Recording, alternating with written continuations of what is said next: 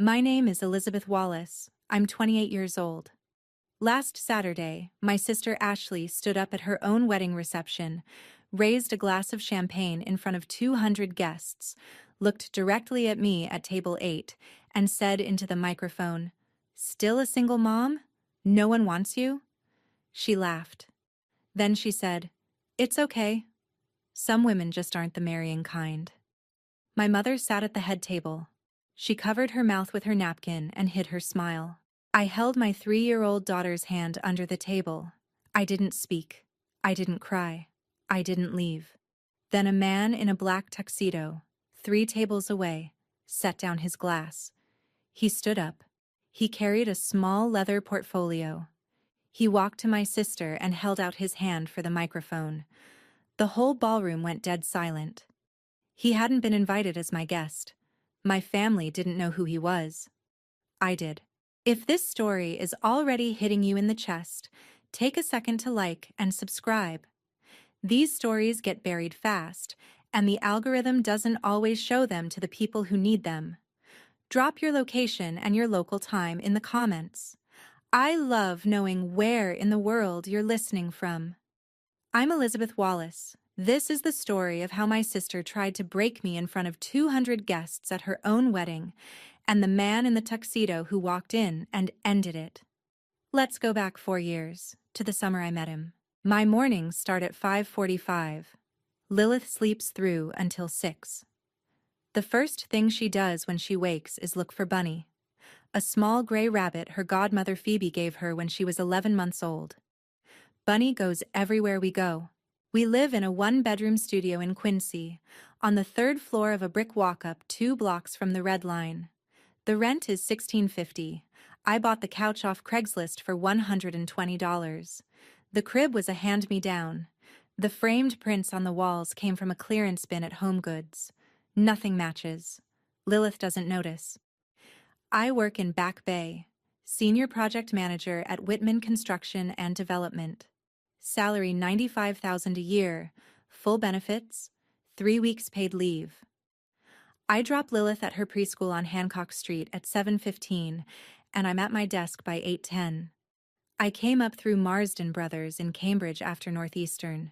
Whitman headhunted me in February of last year. I took the offer the same week. I never met the CEO. I'd been there 18 months and I'd never met him. His name was on every contract I signed. His signature was on my employment letter. His father had been dying for 2 years and he ran the company remote from Cape Cod. Nobody at the Boston office had seen him in person since I started. The office was fine. My boss, Felicity Carlisle, was a 46-year-old former structural engineer who ran our division like a tight ship and didn't ask personal questions. I liked that. Most of the men on my team treated me like a competent project manager and not like a woman with a baby at home. I liked that too. In the lobby of the Back Bay office hung a black and white photograph of an older man at a job site in a hard hat. The plaque underneath read, Augustus Whitman, 1946 to 2025, founder. I walked past it every weekday morning. I never looked twice. I didn't know the name. I didn't know what I was walking past. Lilith's preschool day cost $290 a week. The Whitman benefits package covered 80% through a flexible dependent care account I'd set up at orientation. The remaining $58 I budgeted under a line item I'd written in a notebook in November of 2021. The line item said Lilith first and was underlined twice. I went to Wellesley exactly 4 times in the 4 years after Lilith was born. 3 of those were Christmas, where I sat through dinner and left before dessert. The 4th was the Sunday in September when my mother summoned me for a conversation about the wedding. I drove out at 3 in the afternoon. The Wallace house is a 4-bedroom colonial on Hawthorne Lane. My mother spent 3 decades arranging it for the photograph she expected to take with grandchildren. Ashley was already there with Charles Bryant, her fiancé. They'd been engaged 7 months. Charles is a junior architect, 28 years old, polite, conflict-averse. His father owns a construction firm in Newton. My mother brought out roast beef and a green salad. She cut everything into small squares. She asked Charles about his promotion. She asked Ashley about flowers. She didn't ask me anything. Halfway through dinner, she said, without looking up, "Some women just aren't built for marriage." "That's okay, Liz. Different paths." Charles looked uncomfortable. He turned to me. He asked gently about Lilith. He asked if she was in preschool yet. Ashley said, "Charles doesn't need a tour of every mistake at this table." I didn't answer. I cut my roast beef. I ate it. I asked my father if he'd had a good week at the firm. He said yes. He looked back at his phone. My mother stood up between courses to clear the plates. When she leaned over my shoulder to take my plate, her perfume was the same Estee Lauder she'd worn since I was in elementary school. The familiarity of it was the worst part. The familiarity of it told me, more clearly than any words could, that nothing about this woman had changed in 28 years. I went home that night and put Lilith to bed. I sat at the kitchen counter and finished a glass of wine I'd poured for myself 2 hours earlier. I told myself the wedding would be one day, then 4 hours. Then I'd go home. 3 days later, the invitation arrived. Cream linen envelope, calligraphy on the front. Inside, the RSVP card had already been filled out in my mother's handwriting. My name, plus none. The date, September 20th, 2025, the Newbury, Boston, 5:30 p.m. I looked at the words, plus none, for a long time. Then I tucked the invitation into the kitchen drawer where I keep takeout menus and didn't tell anyone what I knew was coming. I met Theodore Whitman on a Thursday afternoon in June of 2021 in the lobby of the Hilton on Michigan Avenue in Chicago. I was 24. I had been to one industry conference before.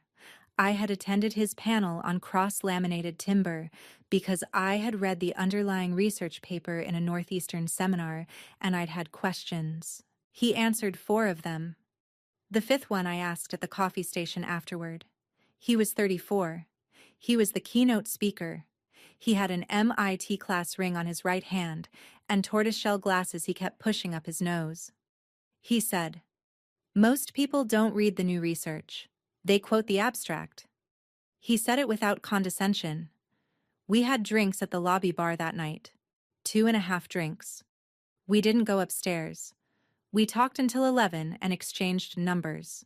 Over the next 3 weeks, he flew to Boston twice on the weekends. We had dinner at Mistral the first time and the North End the second. We took a long walk along the Esplanade. We didn't use the word relationship. We didn't have to. He never told me his last name except the first letter. He was Theo from Cape Cod. I was Liz from Quincy. We agreed it didn't need a label yet. On Saturday, July 17th, he flew in for the 3rd weekend.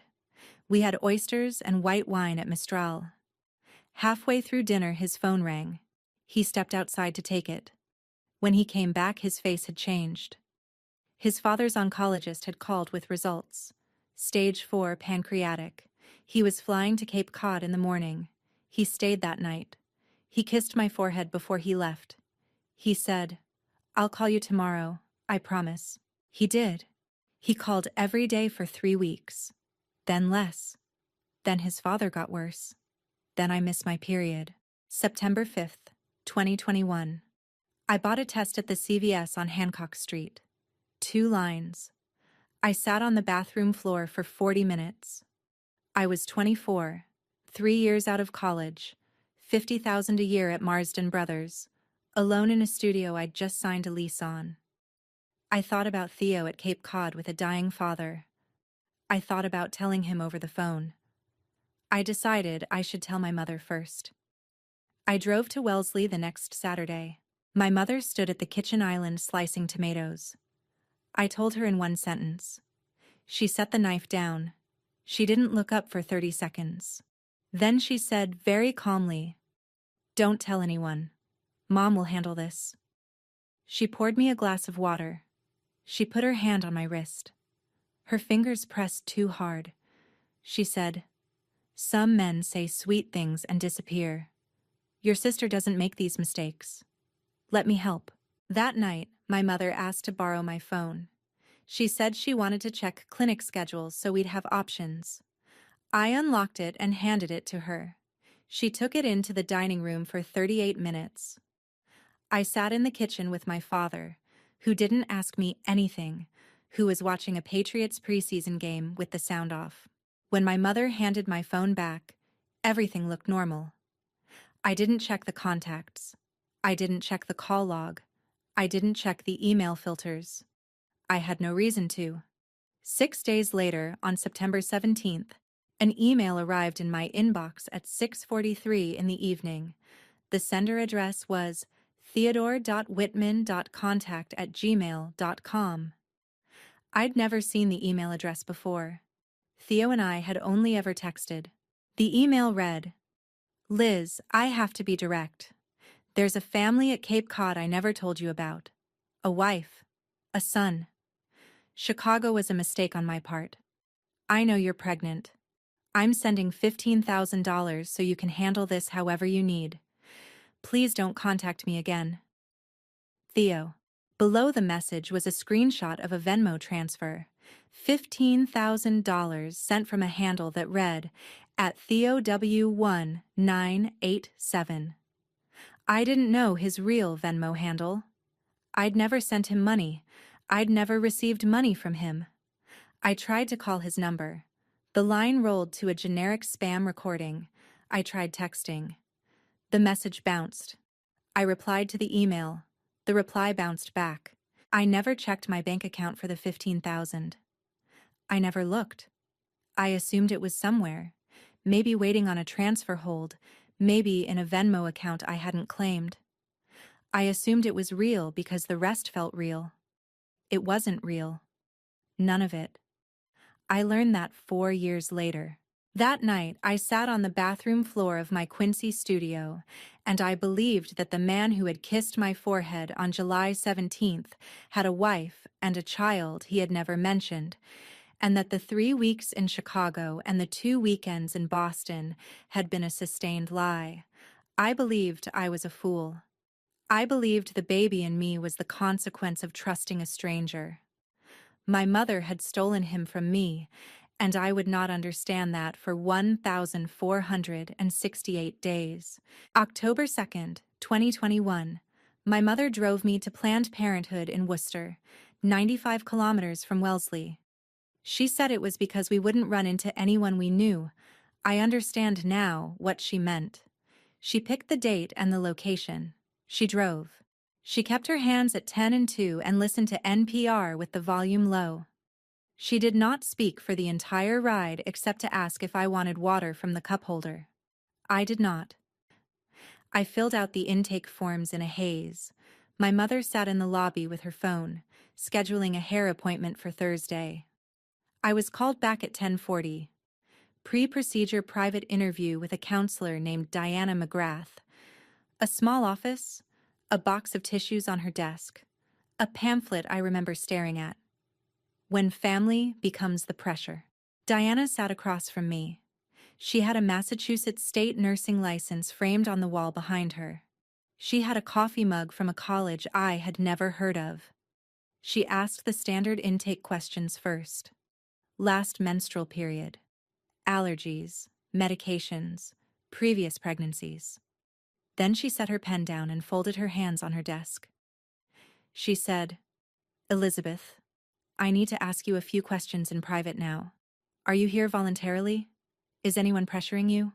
I started crying. I said, "I want my baby. I thought the father didn't want me, but I want my baby." Diana put down her pen. She slid a small card across the desk. Domestic Violence Hotline, a list of single mother resources. She said, "We're going to cancel today's procedure. You can leave through the back if you'd like. Take your time. There's a side exit through the staff parking lot." She did not lecture me.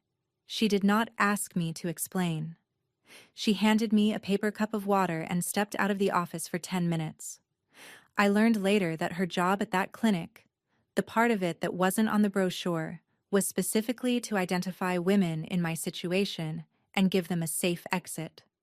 She had done it dozens of times.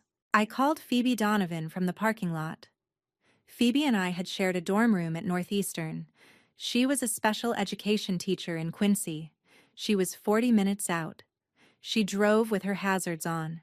I waited in the alley behind the clinic until I saw my mother's white Lexus leave the lot. She had assumed I was in recovery. She had assumed it was done. I climbed into Phoebe's Honda. I told her everything in 15 minutes. She didn't say I told you so. She said, "You're not going back to Wellesley. Not tonight. Not ever as their daughter." I never did. I rented the Quincy studio in November. Phoebe co-signed. My father texted me once that month, "Mom is upset. Come home." I didn't reply. My mother never texted. My sister never called. I worked through the pregnancy. Marsden Brothers gave me 8 weeks of unpaid leave when the time came. Lilith was born at South Shore Hospital in Weymouth on April 12, 2022, at 4:17 in the morning. Phoebe was in the delivery room. She held my hand. She cut the cord. The birth certificate has my name on it. The father line is blank. When Lilith opened her eyes, they were gray-blue. They were the exact color of the man I'd met across a coffee station at the Hilton on Michigan Avenue. I noticed it. I did not say it out loud. Phoebe said, "She has your jaw in somebody else's eyes," and I changed the subject. The first 6 months were not a story. They were a logistics problem with no math behind it. I learned how to nurse with one hand and email suppliers with the other. I learned how to fall asleep sitting upright. I learned the precise weight of a postpartum guilt that has nowhere to put itself, because the person I was angry at, the man in the email, did not exist. I had no face to be angry at. I had only my own bad judgment. I went back to work part-time when Lilith was 4 months old. Marsden was good to me. They made it work. Phoebe took Lilith 2 afternoons a week. I learned how to operate a senior project manager's caseload on 3 hours of sleep. I learned to text suppliers from the floor of the nursery. I learned the precise dollar value of every weekly grocery budget category. I did not date. I did not try. The idea of telling a man on a first date that I had a daughter and no father on her birth certificate was a conversation I rehearsed twice in my head and never had out loud. I did not unblock the contact in my phone marked spam caller. I never looked at the number. By the time Lilith was 2 years old, I had stopped thinking about Theo most days. By the time she was 3, I had stopped thinking about him at all, except in the half-second after she said something funny, and I wondered, briefly, if he would have laughed at the same things. In February of 2024, a recruiter called. Whitman Construction and Development, Senior Project Manager, $95,000, full benefits.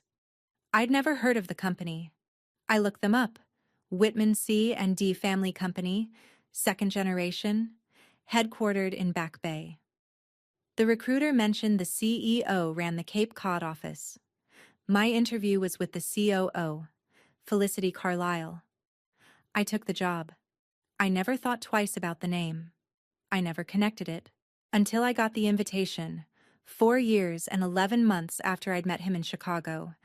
I had no idea that the man I'd been calling Theo from Cape Cod was the man whose name appeared at the bottom of every payroll deposit I received. The bridesmaid lunch was the first sign. Ashley summoned me to it on a Wednesday, 2 weeks before the wedding. A small restaurant on Newbury Street, 6 of her actual bridesmaids and me. I wasn't a bridesmaid. Ashley had explained months earlier, very kindly, that the bridal party had to fit the photos, and that she wanted me at the table, not in the aisle. We sat at a long table near the front window. Ashley wore white. Of course. The other 6 women wore variations of dusty pink.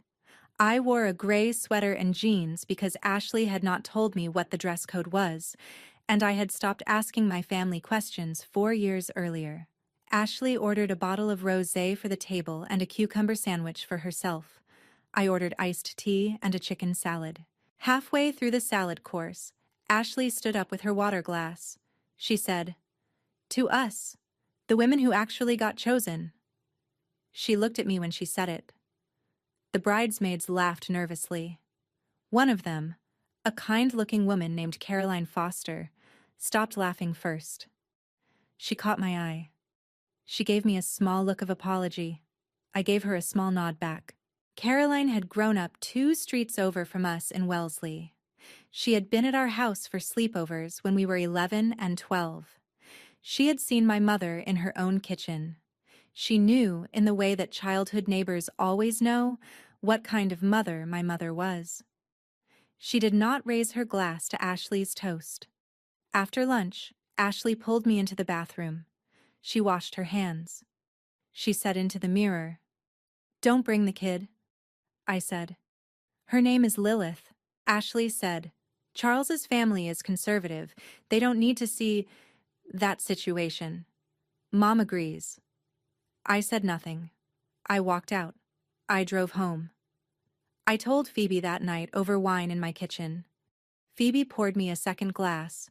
She said, "So bring her anyway. They can't make a scene at a wedding." I looked at Lilith asleep on the couch, Bunny tucked under her arm. I had already decided. I didn't know why. I knew Phoebe was wrong about the scene. There was always going to be a scene. The Monday of wedding week, Felicity mentioned something at stand-up. She said casually, "FYI, Mr. Whitman is back full-time. He's been reviewing the team files. He may sit in on Friday's project review." I nodded. I made a note. I went back to my contracts. He didn't show on Friday. Felicity said something had come up. A personal matter. I didn't ask. That same Wednesday, September 17th, 4 years to the day after the fake email had arrived in my inbox in 2021, my mother called me. She used her warm voice, the one she uses for country club functions. She said, "Lizzie, the wedding is in 3 days. Wear the navy dress, the one I sent. And honey, be gracious. Don't make this about you." I said, "I'll be there, Mom." She said, "Don't bring Lilith. I'm asking nicely." I said, "She's coming." There was a 4-second pause on the line. Then my mother said, "Suit yourself. Don't be surprised what happens." Pause this for a second. If you walked into your own sister's wedding tonight, and a man you'd been quietly grieving for 4 years stood up in front of 200 people with a folder of evidence, what's the first thing you'd say? Drop your prediction in the comments. I'll tell you what I said in a minute. Friday night, the night before the wedding, Phoebe came over with wine. We ironed Lilith's small navy dress. It was $42 from Target. White Peter Pan collar, lace trim at the hem. Lilith was already asleep. Bunny was beside her on the pillow. Phoebe said, "Whatever happens tomorrow, you and Lilith walk in like you own the room. Then walk out. Don't argue. Don't explain." I said, "I won't." I went to bed at midnight. I slept 5 hours. Across the city, in a downtown high-rise apartment with a view of Boston Common, Theodore Whitman sat alone at his kitchen counter. He was wearing his father's tuxedo, the one Augustus Whitman had worn when Theo was born. On the counter in front of him were 3 folders. One held a DNA report. One held a photograph of a woman and a child eating ice cream in a park. One held a Google subpoena response with a phone number highlighted in yellow. He wasn't dressed for a wedding. He was dressed for war.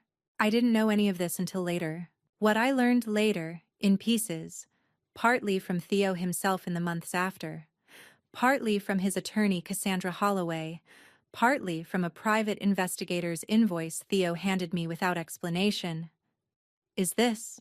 On July 15th, 2025, Theodore Whitman was sitting in his Boston office reviewing internal personnel files.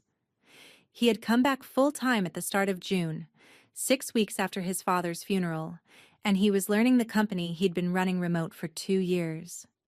He clicked on a profile titled Elizabeth Wallace, Senior Project Manager, Back Bay. The profile photo was a woman in a northeastern hoodie holding a small child in her lap. The child was holding a dandelion. The woman's face was a face he had not stopped looking for in 4 years. He didn't tell anyone. He cleared his calendar for the afternoon. He drove home. He sat on the porch of his Cape Cod house for 3 hours. On July 18th, he hired a private investigator named Jasper Foster. Foster was experienced, discreet, Boston-based. Theo paid him in cash. Foster delivered a report in 5 days. Lilith Wallace, born April 12, 2022, South Shore Hospital, Weymouth. Father field blank on the birth certificate. Mother sole legal guardian. No partner, no co-parent, no other family on file. Address: a 3-floor walk-up in Quincy. Daily routine: preschool drop-off 7:15, pick-up 5:30, Boston Common on Saturday mornings if weather permitted. Theo did the math twice. The dates lined up. On July 26th, a Saturday morning, he went to Boston Common. He wore a Red Sox cap and tortoiseshell glasses and 2 weeks of beard. He sat on a bench near the carousel with a coffee in his hand. He watched a small girl with dark hair eat ice cream out of a paper cup. He watched her drop her plastic spoon. He stood up, walked over, picked the spoon up off the path, and handed it to her. The girl said, "Thank you," to the ground. The mother said, "Thanks," over the girl's head, distracted, already turning toward the ice cream cart for more napkins. Neither of them looked at his face. He had counted on that. He put the spoon into a Ziploc bag in his coat pocket. He walked the other way. He told me later that he made it to the bench across the path before his legs stopped working, and that he sat there for 20 minutes before he could trust himself to stand up and walk to his car. The next afternoon, he FedEx overnighted the spoon to DNA Diagnostics Center in Cincinnati, with expedited 1-day processing. The fee was $499. The result came back on August 5th by email at 6:11 in the morning. Probability of paternity, 99.99%. He sat on his porch and watched the sun rise over Pleasant Bay. He called his attorney at 7. Cassandra Holloway, family law and corporate law dual specialization at Holloway and Reed in Boston, 45 years old. He'd known her since law school events. He trusted her.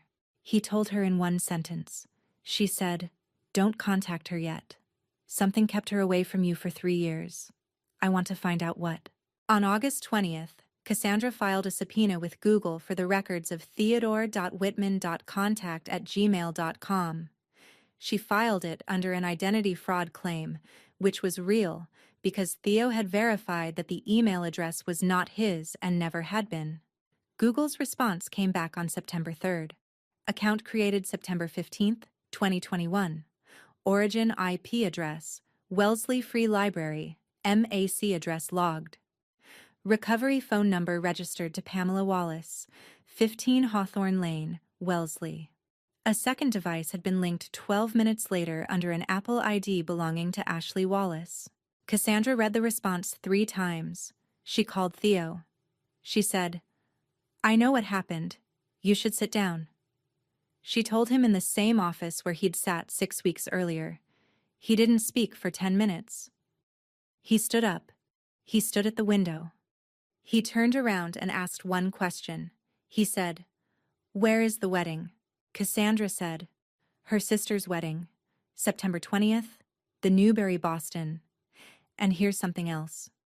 The groom's father is Henry Bryant. Henry Bryant owes your company $2.8 million in unpaid construction materials. He invited you to the wedding as a courtesy. He's trying to soften the relationship before liquidation." Theo sat back down. He looked at the folder on her desk. He said, "I'll go as myself. I'll bring you." Cassandra spent the next 2 weeks preparing him. They sat in her office on 3 separate evenings and rehearsed what he would say if my mother denied it, what he would say if my sister claimed ignorance, what he would say if Henry Bryant tried to remove him from the venue. They rehearsed nothing about what he would say to me. Cassandra told me later that Theo had refused to script that part. He said the moment would have to be its own.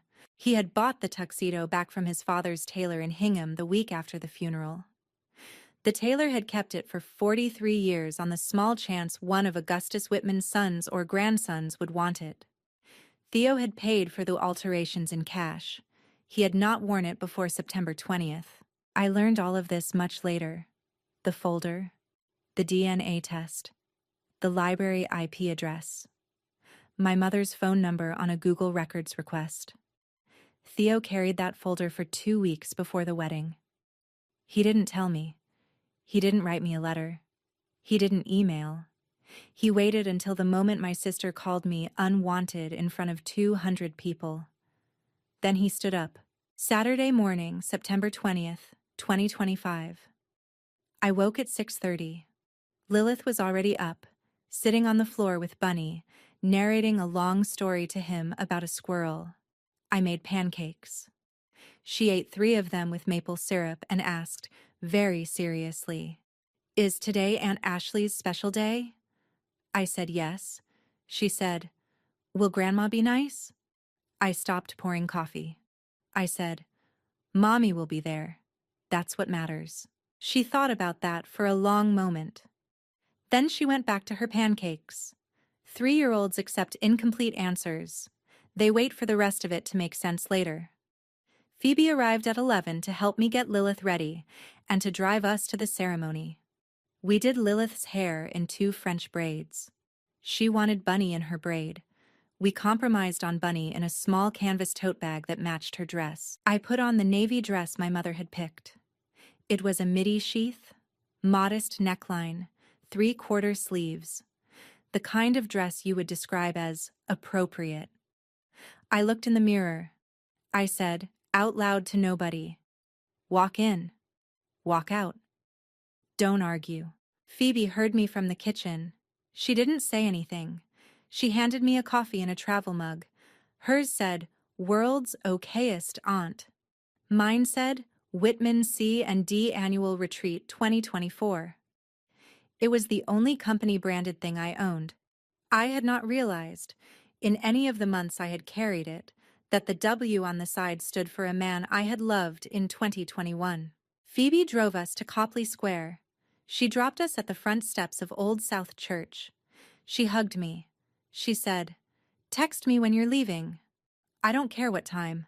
I'm on call." The ceremony was at 3. I sat in the 3rd pew on the bride's side. Lilith was on my lap. She was quiet through the processional, mostly because she was studying the stained glass window above the altar. Ashley walked down the aisle in a Vera Wang gown my mother had told me cost $14,000. Charles smiled at her from the altar. He looked nervous. His hands were trembling slightly. I didn't see Theo. He was sitting 8 pews behind me, near the back. He told me later he hadn't taken his eyes off the back of my head for the entire 45-minute ceremony. The minister read the vows. They exchanged rings. The recessional played. As Ashley walked back down the aisle on Charles's arm, she passed my pew. She didn't look at me. My mother, walking behind her, did. She stopped briefly at my pew, leaned in, whispered, "Be gracious tonight, Lizzie." I nodded. I followed her out. The reception was at the Newberry Boston, 3 blocks away. We walked. Lilith held my hand. The September air was cool. The trees along Boston Common were just starting to turn. The grand ballroom of the Newberry seats 240. Ashley had filled 200 of those seats. I checked my place card at the door. Table 8. The card read, "Wallace Family Overflow." I didn't see Lilith's name on a second card. I asked a server quietly if they could bring a high chair. She said, of course. The table was at the back left corner of the ballroom, farthest from the head table, farthest from the dance floor, farthest from the photographers. The other seats at table 8 were filled with my mother's cousins from Western Massachusetts, an older couple I hadn't seen in 15 years. 2 tables to my left, at table 3, a man in a black tuxedo sat down. Beside him was a woman in a navy suit, mid-40s, sharp-featured, alert. She set a leather briefcase under her chair. The man at her side did not look toward table 8. He looked at the head table. He looked at Henry Bryant, who was already sweating into his collar. Henry Bryant recognized him. I did not. I had never seen Theo's face from across a room in clothes like this. I had never even known his last name was Whitman. Dinner began at 6:30. I cut Lilith's chicken into small pieces. My father sat across from me. For the first time in 2 years, he said something to me. He said, "You look nice tonight." I said, "Thank you, Dad." He looked at his plate. My mother arrived at table 8 at 6:40. She made the rounds, kissed each cousin on both cheeks, did not kiss me, sat down beside my father. She glanced at Lilith. She said, without looking at me, "Some daughters know how to look the part." The older couple at the end of table 8, my mother's cousins from Springfield, pretended to study the menu cards. They were embarrassed for me, or for her, or for both of us. I never figured out which. My father's eyes flicked to mine, then back to his plate. He did not defend me. He never had. That night, for the first time in 28 years, I didn't expect him to. I expected nothing from any of them. That's what saved me. The toasts began at 6:45. The best man went first, a fraternity brother of Charles's named Garrett. Standard material. The room laughed in the right places. He made a joke about Charles's college bachelor pad. He made a joke about Ashley's 9-month engagement timeline. He raised his glass. He sat down. The maid of honor was Ashley's college friend Brielle Hartley. She delivered a polished speech about Ashley's ability to know what she wants and go get it. 200 guests laughed and clapped. I clapped politely. Lilith was eating chocolate cake with her hands. My mother delivered the mother of the bride toast at 7 o'clock. It was 4 minutes long. She mentioned Ashley's poise, her grace, her natural ability to put family first. She looked toward table 8 once, briefly, when she said the word, family. The photographer crouched in front of her to get the perfect shot. She gave him her best half smile. She had practiced this toast. I knew, because I had watched her practice it twice over Sunday dinner in late August, once in the dining room mirror, and once standing at the head of the dining table while my father watched from the couch with the volume on the Patriots game turned low. She had timed it at 3 minutes and 40 seconds. She had wanted it under 4. She had wanted it shorter than Ashley's bridesmaid had told her was traditional. She had wanted to be remembered as concise. She had practiced natural ability to put family first 6 different ways before settling on the inflection that landed. She sat down. Charles stood up to give his groom's toast. Before he could speak, Ashley put her hand on his arm. She said, into his ear but loud enough for the head table to hear, "Just one more thing first." Ashley took the microphone. The DJ looked confused. The wedding planner stiffened at the back of the room. Ashley had not been scheduled for a bride speech. There hadn't been one in the running order. Charles's hand reached for her elbow, gently, signaling her to sit. She shook him off. She walked to the center of the dance floor. She raised her champagne glass. The wedding planner, a woman in a black sheath dress at the back of the room, lifted her clipboard in a panic and looked at the maid of honor. The maid of honor shrugged. Nobody intervened. The DJ, a man in his 50s who had worked enough Boston weddings to know when an unplanned speech meant trouble, set his hand on the microphone fader and waited. She said, "I want to thank everyone for coming, especially family who came alone tonight." 200 guests turned by instinct to look at table 8. Ashley smiled. She raised her glass higher. She found my face across the room. She said, into the microphone, "To my sister Elizabeth, still a single mom? No one wants you?" She laughed. 3 or 4 guests laughed with her, uncertain. Most did not. She said, "It's okay. Some women just aren't the marrying kind. To my sister, May you find your own happiness eventually. My mother, at table 8, lifted her napkin and covered her mouth. I saw the half-smile under the cloth. I have asked myself in the months since whether she planned that smile, or whether it was an involuntary reaction. I think it was both.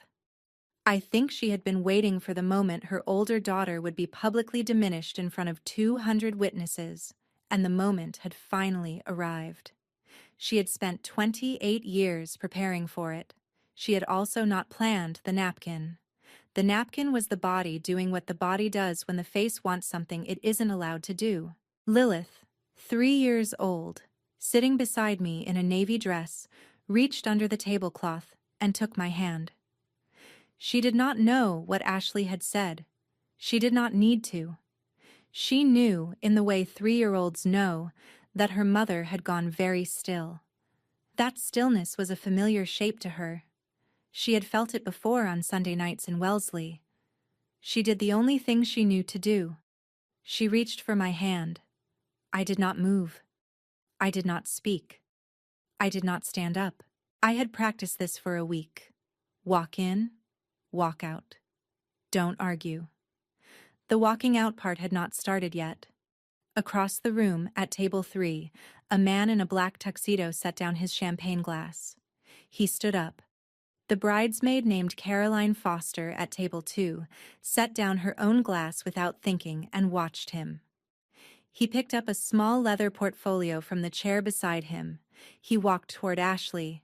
He held out his hand for the microphone. The whole room turned. Theo did not raise his voice. He never raised his voice. That's the first thing I want you to understand about what happened next. He stopped 3 feet from Ashley. He said, very calmly, "May I borrow this for a moment, Mrs. Bryant?" Ashley blinked. She looked past him toward the head table. She looked at Charles. She looked at her father-in-law, Henry Bryant, who was now standing up at the head table and walking quickly across the parquet floor. Henry got within 5 feet of Theo and stopped. He said, "Theo, Mr. Whitman, this isn't... Please..." Theo did not turn his head. He said, "Mr. Bryant, sit down." Henry stopped. He looked at the room. He looked at his son Charles, who was staring at his shoes. He turned around. He walked back to the head table and sat down. His wife Eleanor took his hand. Ashley handed Theo the microphone. Her smile was still on her face. She had no idea who he was. None of my family had any idea. My mother, at table 8, set her napkin down and gripped the edge of the table with one hand. Theo turned to face the room. He held the microphone at chest height. He did not bring it to his mouth at first. He let the silence build for 4 seconds. Then he said, "My name is Theodore Whitman. I'm the owner of Whitman Construction and Development in Back Bay. I was invited to this wedding by the groom's father, Henry Bryant. Mr. Bryant's company owes mine $2.8 million in unpaid construction materials. He invited me here as a goodwill gesture, in advance of what we both know is coming." A low ripple moved through the ballroom. A few guests turned to look at Henry. Henry was staring at the tablecloth. Theo said, "But that is not why I'm speaking right now." He turned. He faced table 8. He looked directly at me for the first time in 4 years and 2 months. "I will tell you what I felt, and I will tell you only once, because I do not believe in dressing up moments that did not need dressing up. I felt nothing. My body had been holding nothing since 7:13, when my sister had named me at the microphone. The nothing had a shape and a weight. The nothing was a wall I had built between my body and my face. I had practiced it for a week. I had practiced it in some other way for the 4 years before that. When his eyes found mine across 2 tables, the wall did not come down. The wall stayed up. The wall was the only thing keeping me upright. I want anyone listening to understand this.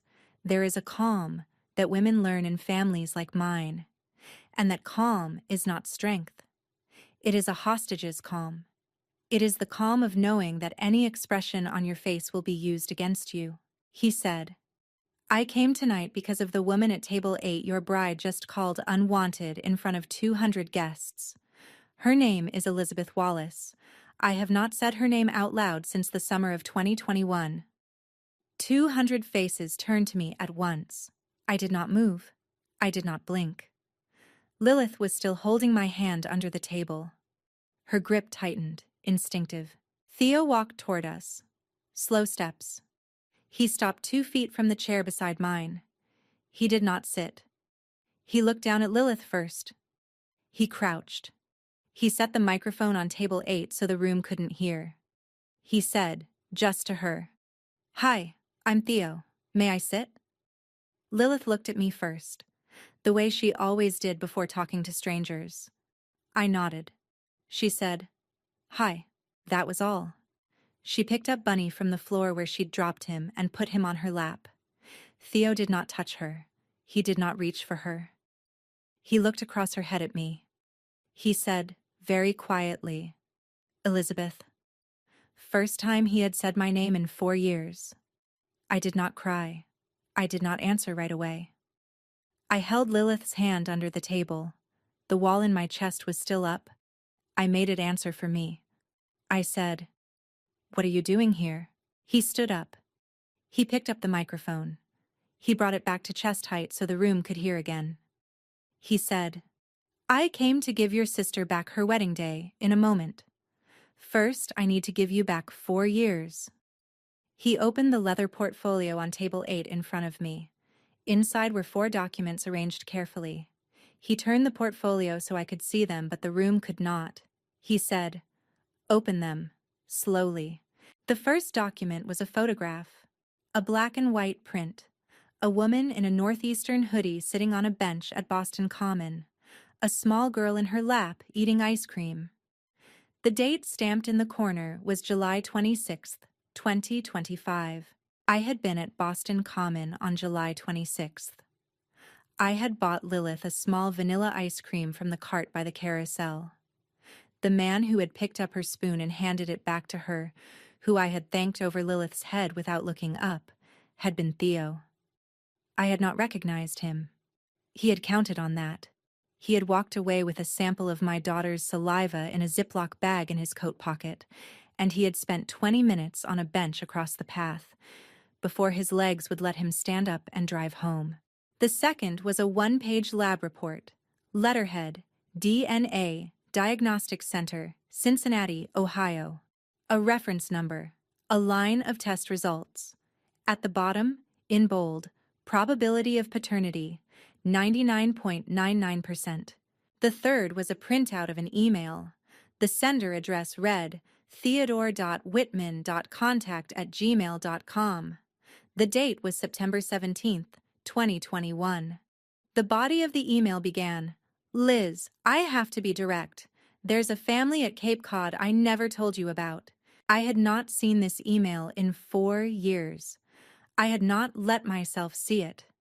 I had archived it on October 3rd, 2021, the day after the clinic in Worcester, and I had never reopened the archive. I had told myself the email was a closed chapter and that opening it would be self-harm. I had been right about the self-harm and wrong about the chapter. The fourth was a Google subpoena response on official letterhead. The Gmail account had been created on September 15th, 2021, at a public computer in the Wellesley Free Library. The recovery phone number was highlighted in yellow marker. Below it, in handwriting, were the words, "Registered to Pamela Wallace, 15 Hawthorne Lane, Wellesley." My hands stopped trembling. They started shaking. I said, very quietly, so only Theo could hear, "I got this email." He said, "I never sent it." I said, "It said you had a wife, a child, that you didn't want me." He said, "I have no wife, no other child. My father was dying. I called you 23 times in October. The calls didn't go through." I lifted my head. I looked across the dance floor at the head table. I found my mother's face. She was staring at the portfolio open on table 8. She could not have seen the documents from 20 feet away, but she knew exactly what was in it. I said, in a voice barely above a whisper, "You took my phone, Mom, for half an hour, to check the clinic schedule." My mother's wine glass tilted slightly in her hand. A drop of red wine fell on the white tablecloth. The whole ballroom went dead silent. 200 guests watching her face, watching mine, watching Lilith. Theo lifted the next piece of paper from the folder. My mother stood up. She straightened her dress. She used her country club voice. She said into the silent room, "I don't know what this man is talking about. Lizzie, sit down. We will discuss this at home like adults." That was the lie. Theo did not look at her. He lifted the Google subpoena response from the portfolio. He held it at shoulder height so the photographers could see it. He read aloud, slowly. Gmail account theodore.whitman.contact@gmail.com. Account creation date September 15th, 2021. Origin IP address, Wellesley Free Public Library, Wellesley, Massachusetts. Recovery phone number registered to Pamela Wallace, 15 Hawthorne Lane, Wellesley, Massachusetts. He looked at her then, he said, "That's your address, Mrs. Wallace. That's your phone number." A bridesmaid at table 2 audibly gasped. My father, beside my mother at table 8, slowly turned to look at his wife. For the first time in their 35-year marriage, he was looking at her the way you look at a stranger. My mother's voice rose. "This is harassment. Henry, call security. This is my daughter's wedding. This is..." That was the denial. Theo said, "Mrs. Wallace, you used your recovery phone. Your iPhone IMEI is on the Google records. You also linked the account to a second device 12 minutes later. An iPad registered under your daughter Ashley's Apple ID on the same library Wi-Fi network." The woman in the navy suit at table 3 stood up. She walked across the parquet floor to stand beside Theo. She said into the microphone, "My name is Cassandra Holloway. I'm Mr. Whitman's attorney." The Google records were filed with the United States Attorney's Office for the District of Massachusetts on Monday. Federal charges for wire fraud and aggravated identity theft are pending. You'll be served Tuesday morning, Mrs. Wallace, at your home in Wellesley. That was the stronger evidence. Ashley spun toward my mother. Her bouquet of white peonies fell from the head table to the floor. She said, "Mom, what is she talking about? Mom, what did you..." My mother's voice cracked. She said, "Shut up, Ashley." Ashley stepped back as if she'd been slapped. Theo turned back to me. He set the subpoena down. He picked up the lab report. He did not show it to the room. He set it in my hands. He said, "I had a DNA test done 6 weeks ago. Lilith is mine." That was the final reveal. I looked at the photograph clipped to the front of the report. Lilith at the park. Theo's eyes looking back at her from the same blood. The room went silent in a way I had never heard a room go silent. 200 people. No coughs. No chairs shifting. Even the HVAC hum seemed to drop. Theo crouched again beside Lilith. He did not touch her. He said, just for her to hear, "I'm sorry I wasn't here for your birthdays. I'm going to try to be here for the next ones, if your mom says it's okay." Lilith looked up at me. She said, "Mama, is the man sad?" I nodded. I said, "Yes, baby." She held Bunny out to him. She said, "He can hold Bunny for a minute." Theo took the rabbit. He held it in both hands like it was made of glass. That was the silence.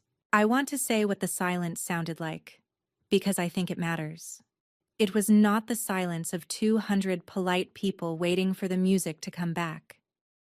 It was the silence of 200 people understanding, at the same moment, that they had just watched a family kill itself on its own dance floor.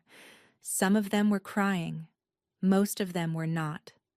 Most of them were holding very still in the way that human beings hold still when they realize they have been complicit in something for years without noticing.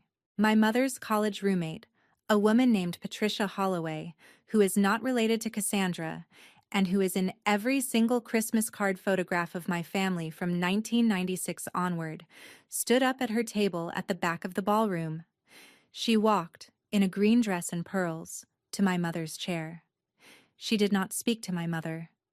She picked up her own clutch from where she had set it on the chair next to my mother's, and she walked back to her own table without looking back. She left 10 minutes later. My mother watched her go and said nothing. Charles Bryant stood up at the head table. He looked at Ashley. His face was the color of his shirt. He said, "Ashley, did you know about this?" Ashley said, panicking, "Charlie, this isn't what it looks like. Mom and I..." Charles said, "Did you know your mother stole this woman's life?" Ashley said, "It wasn't like that. Liz was making a mistake. Mom and I were trying to..." That was the loss of control. Charles did not let her finish. He pulled his wedding ring off his finger. He set it on table 1, on top of Ashley's untouched salmon plate. He turned. He walked toward the exit. Henry Bryant called after him from the head table. Charles did not turn around. He said, at the door, loud enough for the room to hear, "I'm sorry, Elizabeth. I didn't know." He walked out. His mother Eleanor walked after him. Henry sat at the head table alone. My mother tried to stand. Her knees buckled. She caught herself on the back of her chair. My father, Walter Wallace, who had not spoken first in his marriage in 35 years, who had let my mother run every conversation at every table for as long as I had been alive, set down his fork. He stood up. He put one hand on my mother's arm. He said, "Pamela, stand up. We are going to the car. Now." My mother tried to argue. He did not repeat himself. They walked past table 8 on the way to the exit. As they passed my chair, my father paused. He did not speak. He looked at Lilith. He looked at me. He nodded once. He said, almost too quiet to hear, "I should have spoken sooner." He walked on. That was the consequence. 200 guests sat in the ballroom of the Newberry Boston, in front of a head table where the bride sat alone in a $14,000 dress next to her husband's wedding ring on a plate of salmon. The DJ never restarted the music. Nobody came to comfort her. Her own bridesmaids did not stand up. I picked up Lilith. I put her on my hip. I took Bunny from Theo's hands and gave him back to her. I picked up the leather portfolio from table 8 and tucked it under my arm. Theo offered me his arm. I did not take it. Not yet. But I let him walk beside me, half a pace behind, the whole length of the ballroom and out into the lobby. Lilith was between us. She held Bunny in one hand and one of Theo's fingers in the other. We sat in the lobby of the Newbury for 90 minutes. Lilith fell asleep against Theo's shoulder 20 minutes in. He did not move. He did not shift his arm. He let her sleep. Cassandra ran through next steps in a low voice. Monday, paternity petition filed at Probate and Family Court in Suffolk County. Monday, criminal complaint to the U.S. Attorney's Office. Custody stayed with me unless I wanted otherwise. Theo nodded at each item. He said only once, quietly, "Whatever Liz wants." I called Phoebe at 9. She was already in the lobby parking lot. She had been there for 40 minutes. I had not had to text her. She had seen the timing on her own. I told Theo I would call him in the morning. He nodded. He stood up to hand Lilith to me. She did not wake up. I carried her out to Phoebe's car. Theo walked us to the curb. He did not try to come further. He said, "Tomorrow?" I said, "Brunch. Phoebe will be there. We'll start small." He said, "Okay." That was Saturday night. If you've ever sat through a holiday dinner or a wedding being the punchline of your own family, drop the word "me" in the comments. I want to know how many of us there are. And if you've ever stayed silent because you thought reacting was beneath you, you don't have to keep proving that anymore. Quiet isn't peace. Quiet is sometimes just waiting for the right moment. Mine was Theo at table 3. Yours might be tomorrow morning. The aftermath is a list, not a story. Cassandra filed the paternity petition on Monday morning. The criminal complaint went to the U.S. Attorney's Office at noon.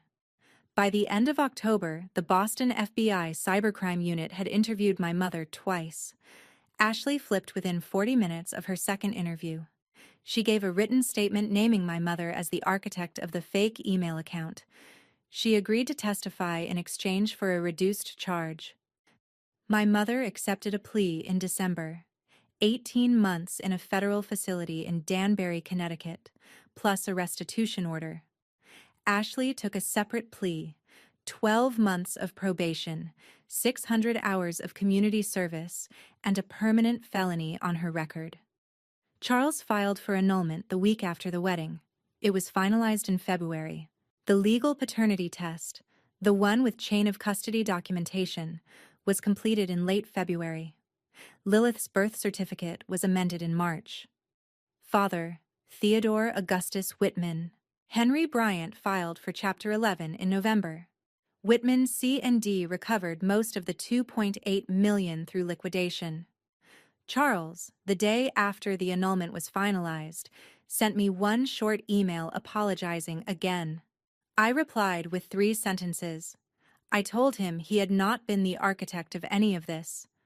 I told him he had done one of the right things at the right time. I told him I wished him well. He did not write back. I have not heard from him since. My father sends generic cards every few weeks now. Get well. Thinking of you. Happy spring. I have not read past the first lines. I have not replied. I am not angry at him. I am not anything at him. He spoke once on a Saturday night in September, after 35 years of silence, and I appreciated it. That does not mean I owe him a conversation. My mother sent me a letter from Danbury last month. 6 pages. The first line was, I did it because I loved you.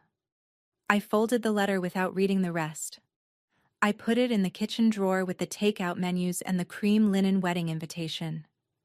I have not opened it again.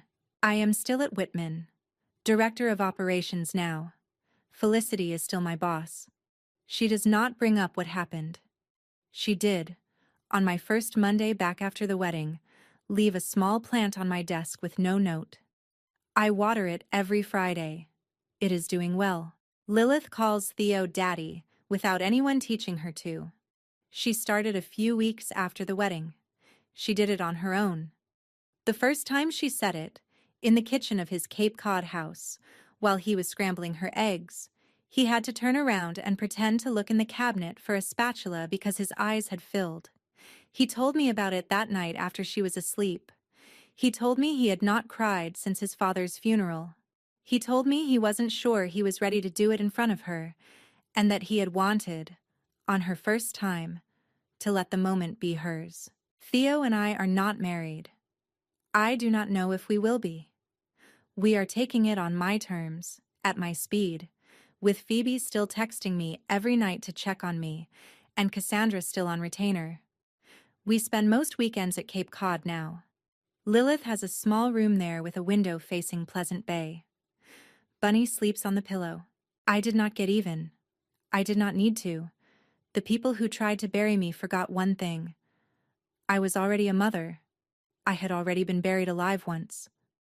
The third time I came up, it was on my own terms, at table 8, in a navy dress, holding the hand of the only person who had ever been worth my silence.